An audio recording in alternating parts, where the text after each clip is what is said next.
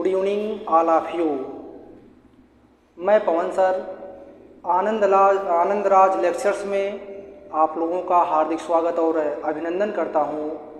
मेरे प्रिय दोस्तों, जैसा कि आप लोग देख रहे हो, आज हम class 12th subject chemistry first paper chapter number 2 जिसका नाम है विलयन, जिसको इंग्लिश में सॉल्यूशन कहते हैं।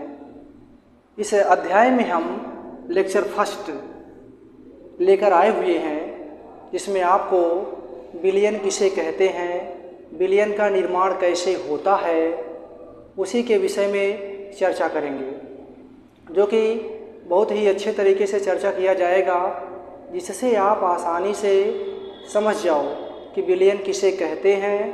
अगर निर्माण करने की बात आए कि स्वतः हम विलयन का निर्माण कैसे कर सकते हैं, तो इसमें क्वेश्चन उठता है कि विलयन किसे कहते हैं, इसको कैसे परिभाषित किया जाएगा।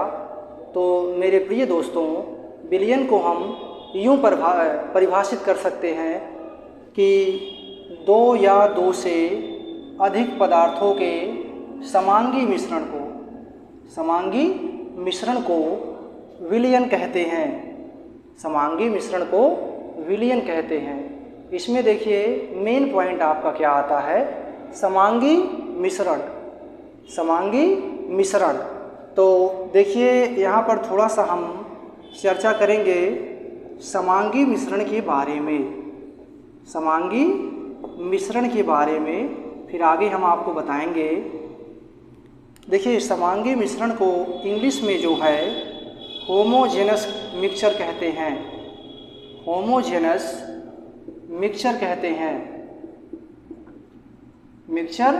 कहते हैं।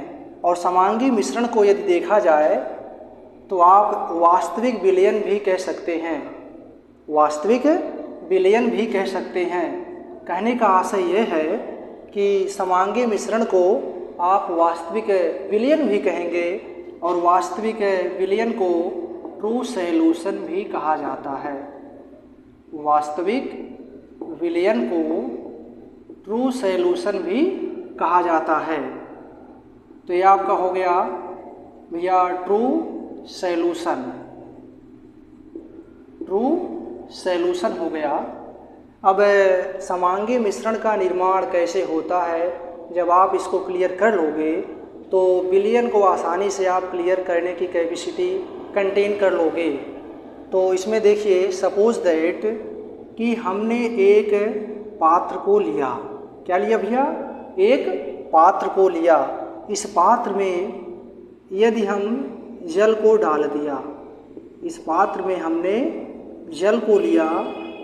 जल का फार्मूला आपको पता ही होगा कि जल का फार्मूला अणुसूत्र H2O होता है। और इसी में हमने थोड़ा सा डाल दिया NaCl, सोडियम क्लोराइड, जो कि साधारण नमक है, जिसका यूजेज हम डे बाय डे अपने घरों में करते हैं। इस दोनों को अगर हमने मिला दिया, इसको पूरा मिलाते हुए एक जो है मिश्रण को बनाया, जो कि पूरे तरीके से आपस में घुल जाएगा, जिसको हम सामान्य विधियों के द्वारा अलग नहीं कर सकते हैं, जिसको हम संज्ञा देते हैं समांगी मिश्रण का। इसी को भैया कहा जाएगा वास्तविक विलयन, या आप कह सकते हैं विलयन। एक बार पुनः हम विलयन को परिभाषित कर रहे हैं कि दो या दो से अधिक पदार्थों के समांगी मिश्रण को विलयन कहते हैं। देखिए भैया, चाहे आपका 2 कंपाउंड हो या 2 से अधिक हो, तब भी वह विलयन ही कहलाएगा। लेकिन क्वेश्चन ये उठता है कि अगर 2 पदार्थों से मिलकर कोई विलयन बन रहा हो तो उसको हम क्या कहेंगे, और उससे अधिक पदार्थों से मिलकर किसी विलयन को बनाया जाता है तो उसको क्या कहेंगे। तो जैसे देखिए यहाँ हमने NaCl और H2O को मिलाते हुए एक विलयन का निर्माण किया। तो भैया जब इसमें आप देखेंगे 2 यौगिक है, पहला यौगिक NaCl है, दूसरा आपका H2O है। इस प्रकार के बने विलयन को हम द्विअंगी विलयन कहते हैं। द्विअंगी विलयन कहते हैं। कहने का आशय यह है कि जब विलयन का निर्माण दो यौगिकों के द्वारा होता है, दो यौगिकों को आपस में मिलाने के बाद बनता है, तो उसको हम कहेंगे द्विअंगी विलयन। क्या कहेंगे भैया? द्विअंगी विलयन कहते हैं। द्विअंगी विलयन कहते हैं, जिसको इंग्लिश में बाइनरी कहा जाता है। इंग्लिश में बाइनरी सॉल्यूशन कहा जाता है। ये आपका हो गया द्विअंगी विलयन। इसमें दो से अधिक, सपोज दैट कि NaCl और H2O दोनों के मिश्रण में थोड़ा सा हम चीनी डाल देते हैं। चीनी का भी यूज आप अपने दैनिक जीवन में ही करते हैं। देखिए भैया, इस अध्याय में यानी विलयन में जो भी चीज़ें हम आपको बता रहे हैं वो आपका जो है दैनिक जीवन में यूज होने वाले चीज़ों के प्रयोग के द्वारा आपको बता रहे हैं, जिससे आपको आसानी से समझ में भी आ जाएगा और आप अपने घरों में भी ये सब क्रियाकलाप कर सकते हैं। सपोज दैट इसमें हमने एक और कंपाउंड को ऐड कर दिया, जैसे हमने चीनी को ऐड कर दिया जिसका अणुसूत्र होता है C12H22O11। तो यहाँ आप देख रहे हैं यह जो है आपका थर्ड कंपाउंड यूज हो गया। थर्ड कंपाउंड यूज हो गया। अब इसको अगर मिलाते हुए कोई विलयन का निर्माण हो रहा है तो आप देखेंगे पहला, दूसरा, तीसरा, तीन कंपोनेंट से मिलकर यह विलयन बन रहा है, जिसको आप कहेंगे त्रिअंगी विलयन। जिसको आप कहेंगे त्रिअंगी विलयन। त्रिअंगी विलयन। मेरे प्रिय दोस्तों, त्रिअंगी विलयन को जो है टर्नरी सॉल्यूशन कहा जाता है। टर्नरी सॉल्यूशन कहा जाता है। अगर इंग्लिश की बात कही जाए तो इसको टर्नरी सॉल्यूशन कहा जाता है। तो इस तरीके से आपने देखा कि जब दो कंपाउंड की सहायता से कोई विलयन बनाया जाएगा तो उसको द्विअंगी विलयन कहा जाएगा, और जब तीन कंपाउंड के प्रयोग के द्वारा कोई विलयन बनेगा उसको त्रिअंगी विलयन, जिसको इंग्लिश में टर्नरी विलयन यानी टर्नरी सॉल्यूशन की संज्ञा दी जाएगी। तो ये आपका हो गया विलयन से संबंधित कुछ इम्पोर्टेंट फैक्ट। अब इसमें आगे हम यह देखेंगे कि ये जो कंपाउंड यूज हुए हैं, यानी विलयन को बनाने वाले कंपाउंड या यौगिक अवयव या घटक कहलाते हैं। अवयव या घटक कहलाते हैं।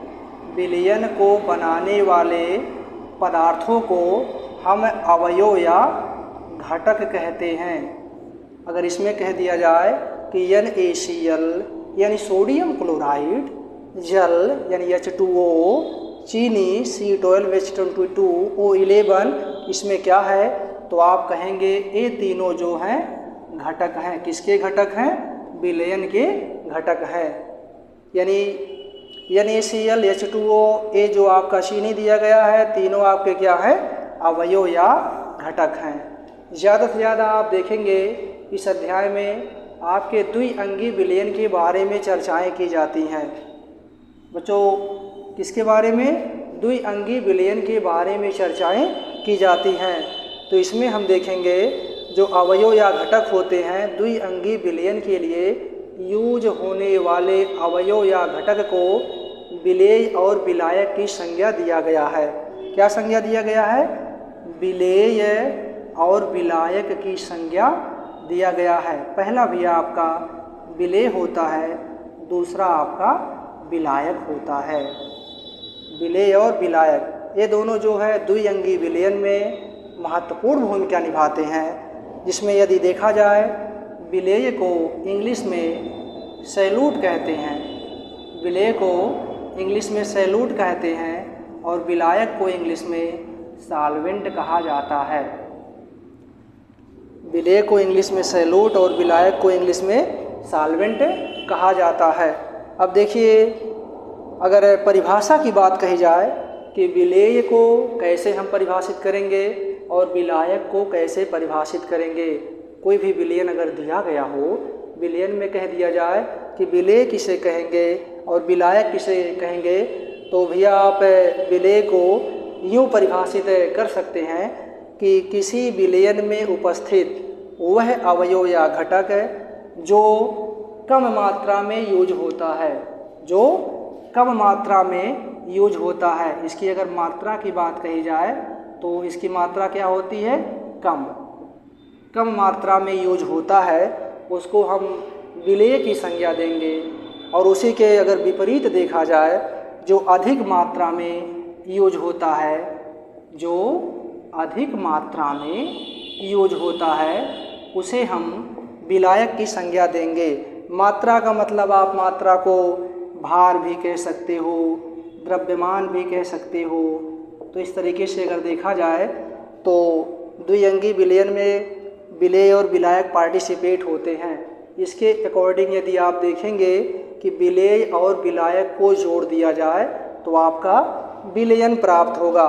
तो आप यूँ कह सकते हैं कि विलेय और विलायक का योग, विलेय और विलायक का योग विलयन कहलाता है। यानी विलेय प्लस विलायक आपका किसके बराबर होता है? विलयन के बराबर होता है। तो आप एन अदर वर्ड में दूसरा डिफिनेशन विलयन का प्राप्त कर लेंगे कि विलेय और विलायक के योग को विलयन कहा जाता है। इस तरीके से आप यहाँ पर देखें कि हमने विलयन को एन अदर वर्ड में परिभाषित किया, विलेय और विलायक के योग से। विलेय किसे कहते हैं, विलायक किसे कहते हैं, और इसके कौन कौन से अवयव या घटक होते हैं, इसमें विलयन कितने बनते हैं, इन सभी विषयों पर हमने बखूबी चर्चा किया। तो मेरे प्यारे दोस्तों, अब आने वाले वीडियो में, अगले वीडियो में हम आपको विलयन कितने प्रकार के होते हैं उसके बारे में चर्चा करेंगे। और हम उम्मीद करते हैं कि आपको यह हमारा वीडियो अच्छा लगा होगा। इसलिए जो है आप लोग लाइक, शेयर, सब्सक्राइब करना ना भूलिएगा, जिससे हम आने वाले वीडियो में ज़्यादा से ज़्यादा ऊर्जावान होते हुए आपको वीडियोज़ दें और आप बढ़िया तरीके से अपने भविष्य को उज्जवल बनावें। Thank you.